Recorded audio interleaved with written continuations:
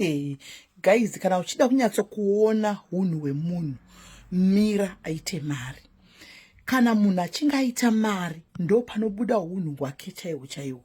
Vamwe venyu hatichakumhoresei isiko zvino, asi makanga muchimbotipa salt chaiyo, makanga muchimbotipawo kana muriwo chaiwo mugadheni, zvinhu zvanga zvakaoma.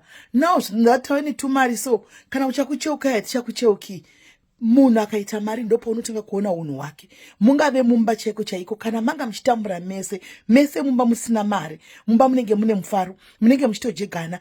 Baba chaivo vanenge vachiusatisi vagere pakona vachibvunza amai kuti naye amai, saka nhasi mazamei matitodyei, naye amai nhasi matitozi mazamei matitodyei. Mira uone musi wavanobata mari, mira uone musi wavanoita contract, mira uone musi wokuti vaputika mari vabata goridhe. Kana mukadzi yavo yakanga achinda kunopema muriwo next door, she won't be good enough for him. Anenge ave mukadzi wokuti akutadzirwa kuserise plastic, anenge asisiri type yababava, anenge asisiri type yavo, nokuti vave nemari. Munhu akaita mari so anochinja. Tumari kwete mari, akaita tumari so anochinja. Hameno kuti mari anenge achitofunga kuti ndokutogara kwazvo zvakadaro here, asingazivi kuti mari mienzi inouya ichidarika. Handiti maona baba chaivo chaivo mumba vanenge vasingasabatiki, ndopamunoona vana baba chinja vakadzi.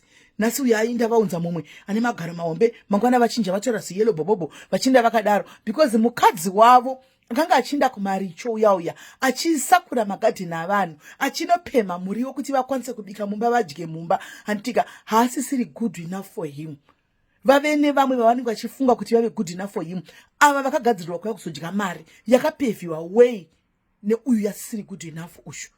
Saka mari yakanaka chose, mari tinoida tose, hapana munhu asingadi mari, asi be very careful kana mabata mari, nekuti mari inoburitsa true colors dzemunhu, mari inoburitsa hunhu chaiwo chaiwo hwemunhu.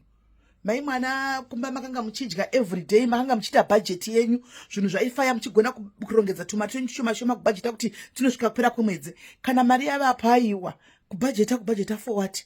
Zvinhu ngazvidyiwe, mari ngaishande, shopping every day, chimwe nechimwe daily, mari ngaishande. Yes, because mari yavepo, asi musi wainopera panenge pane chauviri here, panenge pane pekubatira here.